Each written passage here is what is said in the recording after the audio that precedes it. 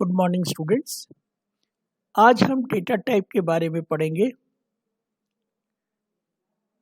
As we know, in every language, in every programming, data type is very much useful and fruitful for any application. यहाँ ध्यान देने वाली बात है कि सी also provides a various data types. C में भी बहुत सारे डेटा टाइप हमको देखने को मिलते हैं। Now this data types basically making it easy for programmer. Programmer के लिए बहुत इजी होता है एप्लीकेशन बनाना जब उसके पास उस काइंड का डेटा टाइप हो जिसे वो इनपुट करके प्रोसेस करके उसे आउटपुट प्रोवाइड कर सके।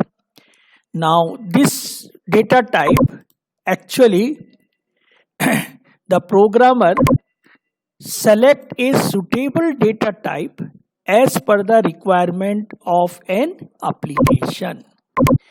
तो जो भी एप्लीकेशन प्रोग्रामर को दी जाती है उसके लिए वो सुटेबल डेटा टाइप की रिक्वायरमेंट को समझता है। जैसे मैंने आपको बोला कि write a program to add 2 number. अब 2 नंबर का प्रोग्राम आप जो बनाते हैं उसमें मैंने इंट a कॉमा बी लिया है, ठीक है।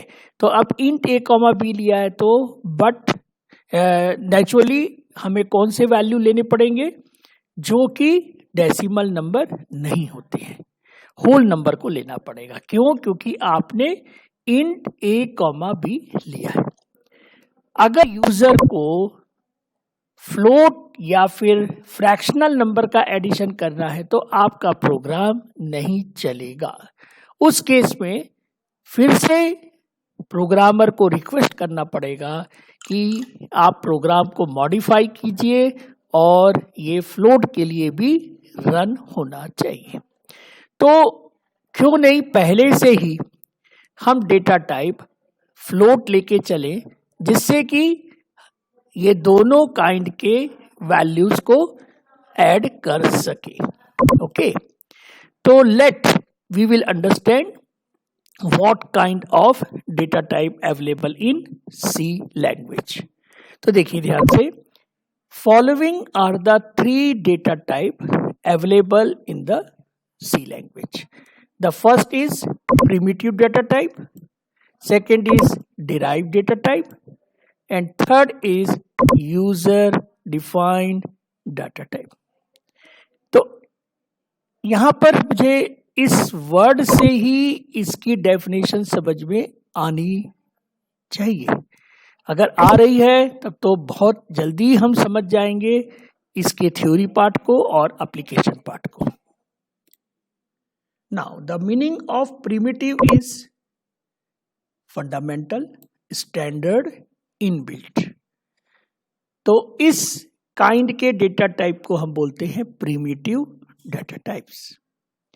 Now the derived data types जो कि फंडामेंटल में नहीं होते हैं लेकिन एप्लीकेशन में जरूरत होता है, तो उसे फंडामेंटल को एक्सटेंड करके जो डेटा टाइप बनेगा उसे कहेंगे डिराइव्ड डेटा टाइप।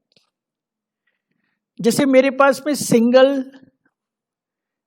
नंबर्स हैं तो उनका मुझे अगर एडिशन करना है तो मैं उसे सिंगल डेटा टाइप के कंसेप्ट पे यूज कर सकता हूं, लेकिन कंपोजिट डेटा टाइप रहेंगे तो मैं उसे इंट a से यूज नहीं कर सकता।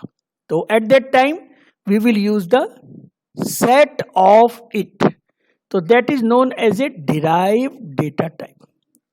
तो सेट के लिए we have arrays, structure, union. In C++ it is also there is a class. तो this is known as a derived data type. तीसरा होता है यूजर डिफाइंड डेटा टाइप।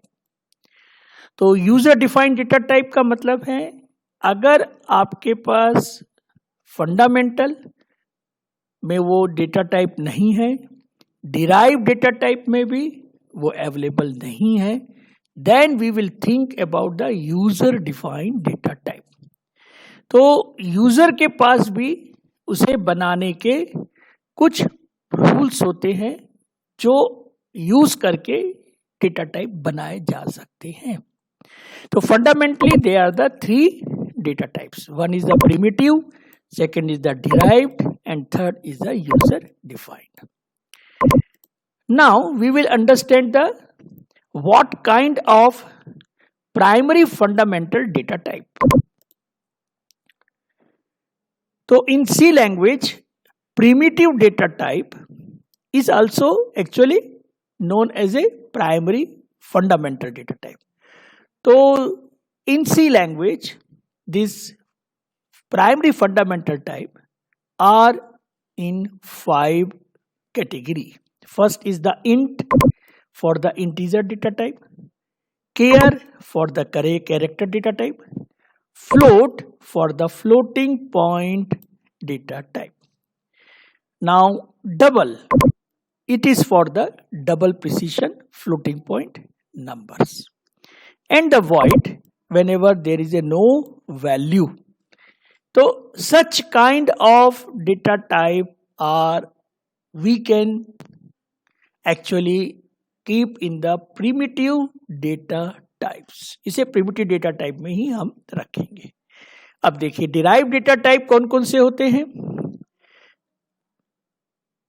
तो first is the array, second is the functions, third is the pointers, fourth is the structures.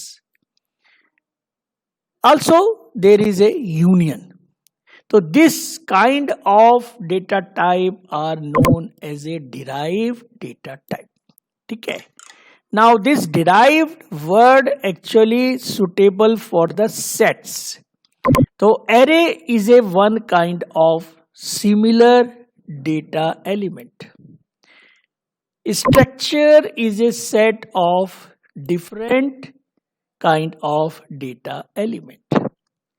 Array मतलब जैसे एक example है आपके पास है कि write a program to find sum of 1000 number.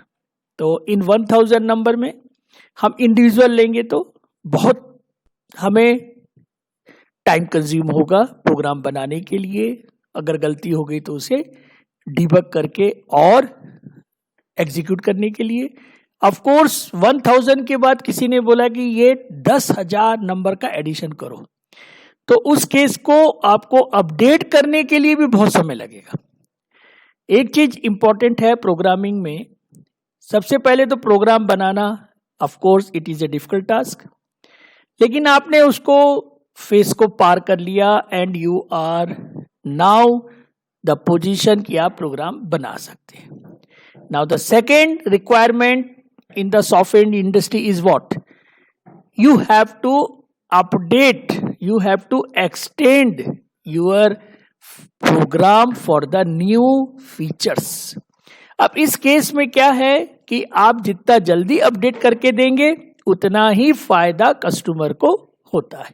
अगर आपने अपडेट करके देने में समय लगा दिया तो वो उसके काम का नहीं है, क्योंकि फंडामेंटल प्रोग्राम तो वो कस्टमर को दे चुका है और बहुत जल्दी उसे चाहिए न्यू फीचर के साथ, तो उसके पास ज्यादा टाइम नहीं रहता है।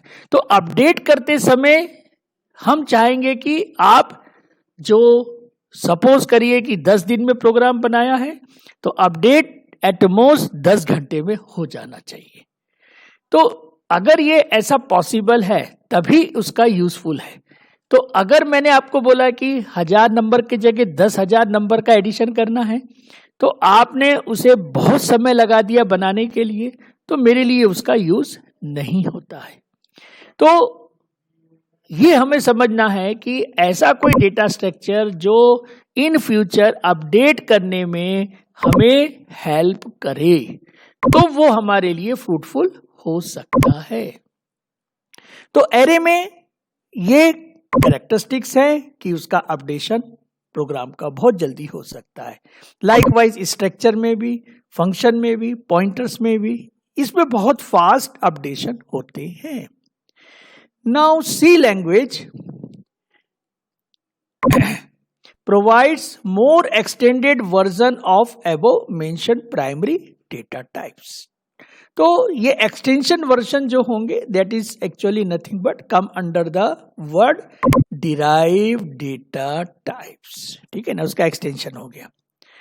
Now each data type also differ from one another. Her data type अपने एक दूसरे से अलग होते हैं। तो व्हाट आर द क्राइटेरिया, कौन से एट्रीब्यूट है, कौन से पैरामीटर है जिसमें एक डेटा टाइप दूसरे डेटा टाइप से अलग होते हैं। तो ध्यान से समझिए, there are two important parameter on which one data type is differ from another. That is first attribute is size and second attribute is range. तो ये दो पैरामीटर है जिस पर एक डेटा टाइप दूसरे डेटा टाइप से डिफर होता है। तो मैं एट ग्लांस आपको दिखा रहा हूं। This are the following table displays the size and range of each data type. देखिए, सी लैंग्वेज डेटा टाइप में रिच है, बहुत अमीर है, बहुत सारे डेटा टाइप है। ठीक है, जैसे बहुत सारे ऑपरेटर्स होते हैं वैसे ही बहुत सारे सी लैंग्वेज में डेटा टाइप्स होते हैं। अब ध्यान से देखिए कि ये जो डेटा टाइप्स बने हैं उसमें कीवर्ड का यूज किया गया है। कौन कौन से कीवर्ड हैं? केयर है ना, दिस इज द केयर। अच्छा, इसमें एक चीज गलती लिखी है, ये सी कैपिटल है, यू कैपिटल है। ये जहां पर भी कैपिटल लिखा है उसे आप स्मॉल ही समझेंगे, क्योंकि कीवर्ड कभी भी कैपिटल से शुरू नहीं होता है। तो इसमें जितने भी वर्ड लिखे हैं उसको आप स्मॉल से ही समझेंगे।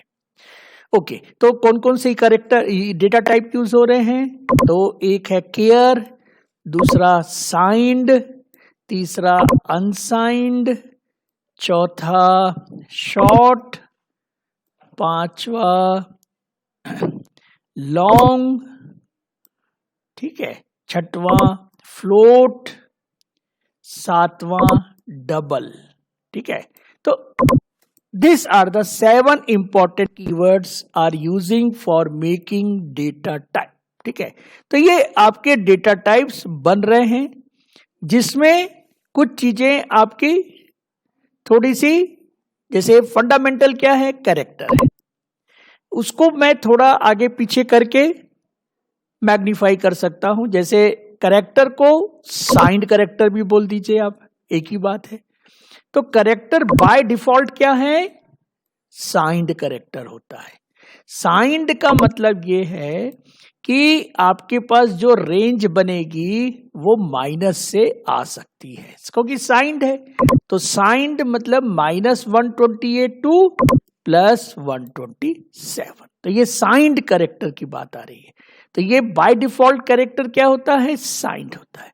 अब ये जो रेंज आई कहां से, है ना, ये क्वेश्चन तो ये माइंड में जरूर आएगा कि ये रेंज आती कहां से है। इसको या तो याद करके बैठेंगे आप। देखिए, इंजीनियरिंग में कोई भी चीज स्पून फीडिंग नहीं करनी चाहिए, उसे आपको हर बार क्वेश्चन करना चाहिए। Why, from where, for what purpose, what are the application, ऐसे बहुत सारे बट इफ निकालिए आप, तो इंजीनियरिंग आपको अच्छी लगेगी।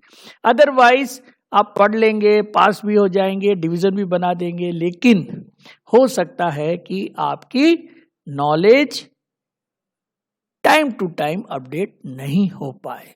तो उसे अपडेट करने के लिए फंडामेंटल को आपको समझना पड़ेगा कि ये आई कहां से है। तो देखिए, ये आई यहां से है।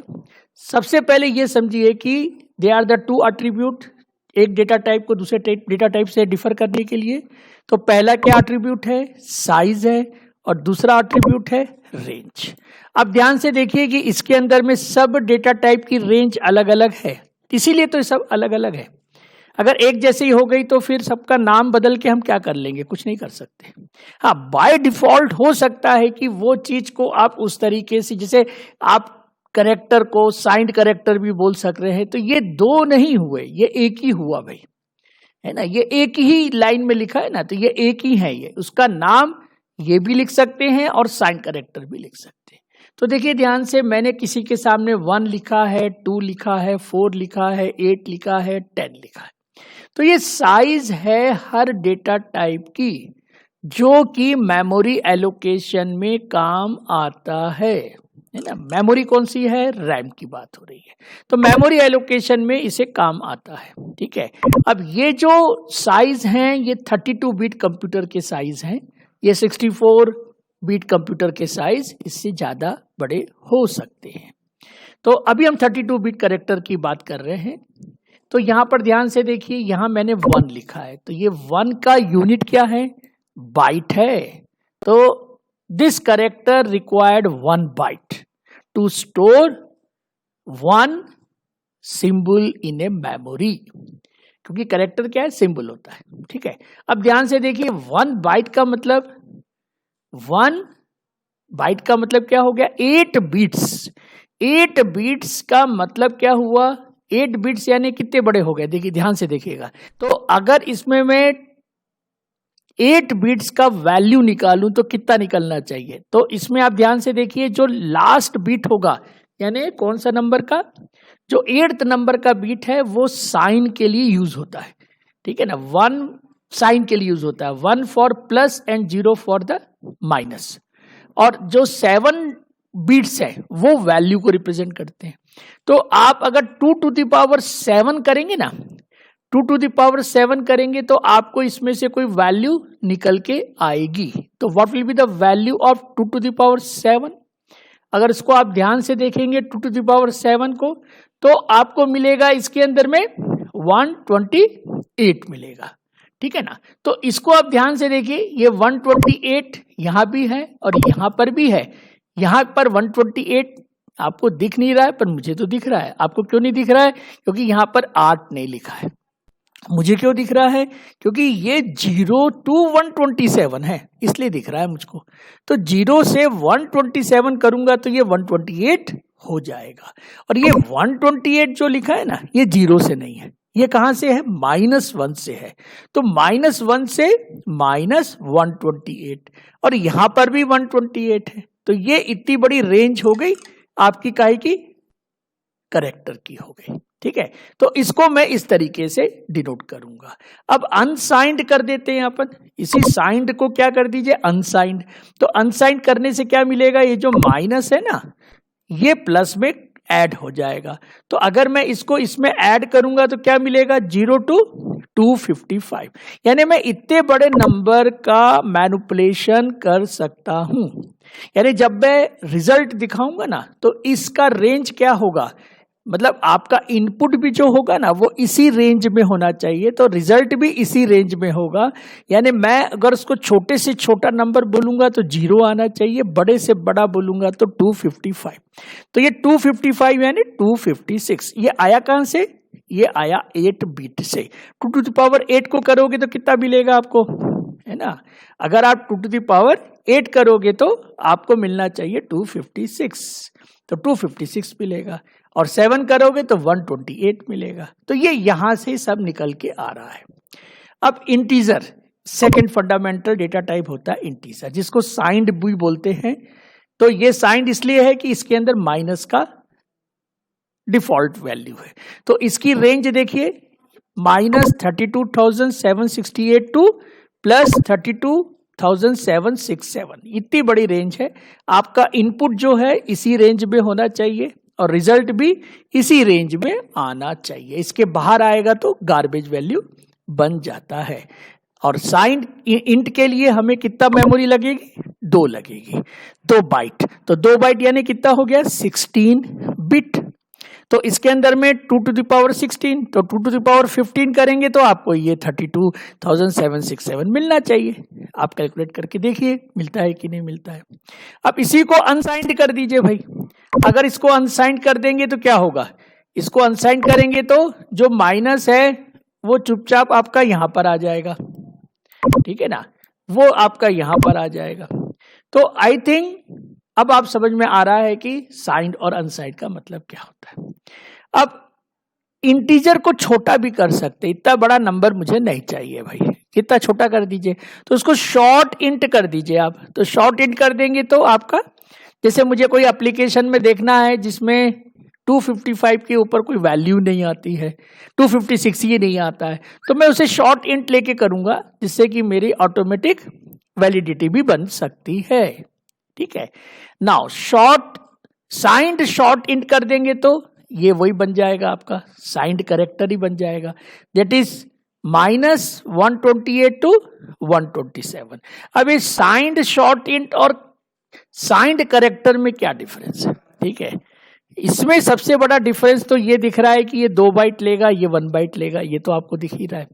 दूसरा डिफरेंस क्या है, अगर मुझे यहां पर कैपिटल ए कैपिटल बी नहीं लेना है, क्योंकि ये मेरा इंट है, इंट में कैपिटल ए कैपिटल बी नहीं आता, या स्मॉल ए स्मॉल बी, लेकिन करेक्टर में स्मॉल ए कैपिटल ए आ सकता है। तो इंटीजर में तो केवल डेसिमल नंबर ही तो आएंगे, दैट इज 0 to 9 आ सकता है।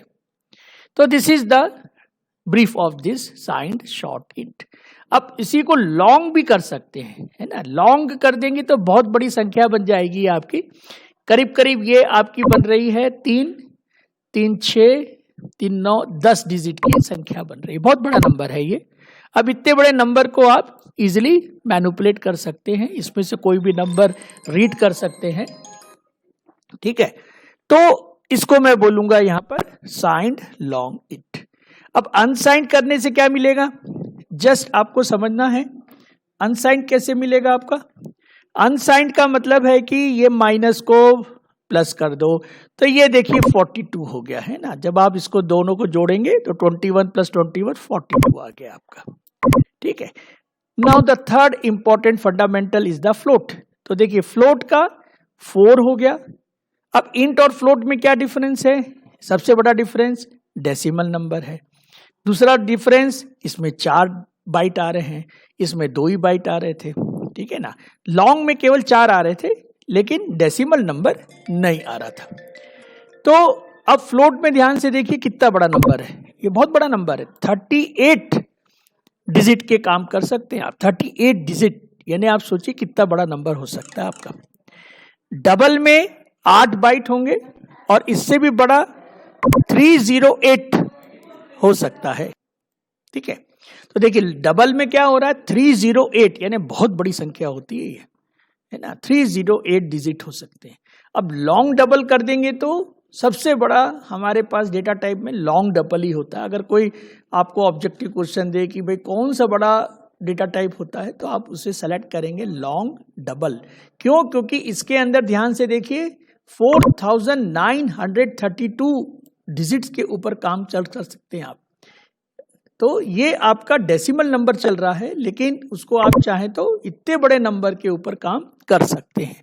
देखिए फ्लोट और इंटीजर में क्या अंतर है, जैसे मुझे 3 लिखना है तो इंटीजर में मैं 3 लिखूंगा और फ्लोट पे क्या लिखूंगा 3.0, बस इतना ही से तो फर्क है। अगर मैं 0.0 को लिख रहा हूं तो वो फ्लोट बन रहा है, और मैं केवल 3 लिख रहा हूं तो इंट बन रहा है। तो ऐसे बड़े नंबर के साथ भी मैं इस तरीके से यूज कर सकता हूं। भाई 0.0 लेके मैं मैनिपुलेट कर लूंगा, कोई दिक्कत नहीं। तो this are the explanation of the our data types. तो हमने आज देखा कि डेटा टाइप की क्या जरूरत होती है, किस प्रकार से उसे क्लासिफाइड करेंगे, फिर प्रिमिटिव डेटा टाइप को कैसे हम क्लासिफाइड करेंगे, फिर एक डेटा टाइप दूसरे डेटा टाइप से कैसे डिफर होता है। तो ये पूरी बातें आज हमने इस डेटा टाइप के लेक्चर में पढ़ी और समझी। Okay, bye.